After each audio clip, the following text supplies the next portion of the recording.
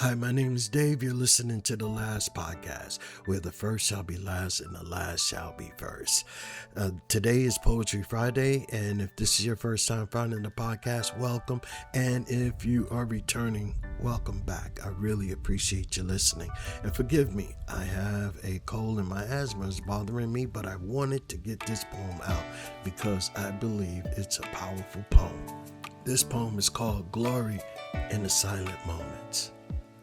In the moments between the headlines and the heat of the day, there is a country no woman or man can buy.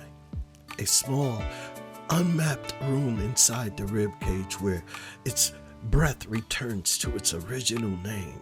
Successful people arrive there with their calendars that clang like keys, with applause still ringing in their sleeves, with obedient numbers marching across the screens like soldiers, where comma silently feeds self-esteem and ego.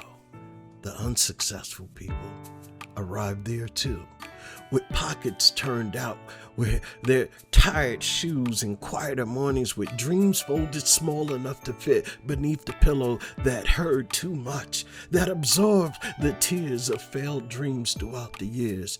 And in that still place, status loses its custom.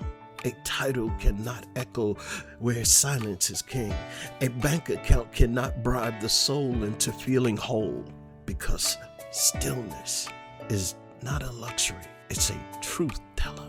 In the still moments, the successful discover the achievement can be a loud house with empty rooms. That ambition is a fine engine but a poor compass. That winning is not the same as being at peace, where the void in the soul leaves one rich and unwhole. In the still moments, the struggling discover that scarcity cannot confiscate dignity, that worth does not shrink when circumstances do, that a life is not measured by how it looks from the street, nor by what it carries in the stale treasures of their limiting beliefs. Stillness does not ask, "What do you do?" It asks, "Who are you when no one is watching?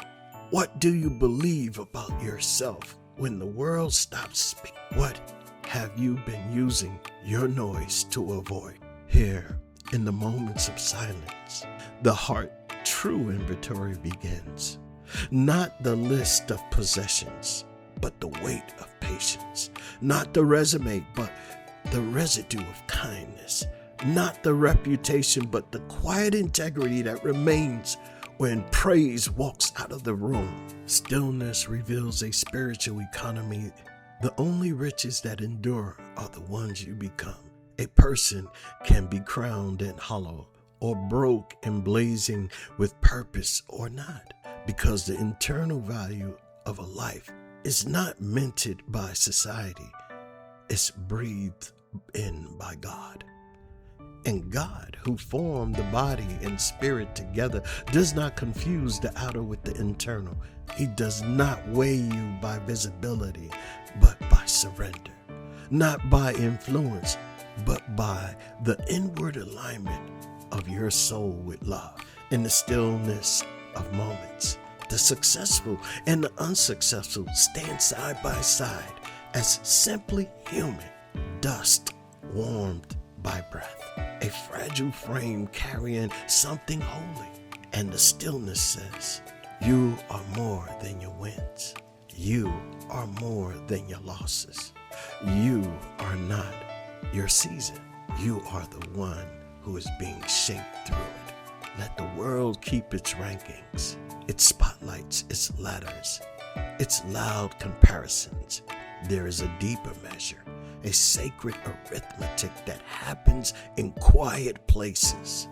One honest prayer is heavier than 1,000 public victories. One moment of forgiveness outshines a lifetime of performance. One act of love in secret moves heaven more than the brand could ever move. Stillness is where the soul remembers its original assignment. To be a vessel, not a billboard. To be rooted, not merely noticed. To be guided, not merely driven. Because success can build a life, but stillness builds the person living. And whether you wear a suit or carry your struggle in plain sight, the invitation is to say, come sit with the quiet. Let it reframe you. Let it return you to God. For in the still moments, all crowns become dust. All labels fall away.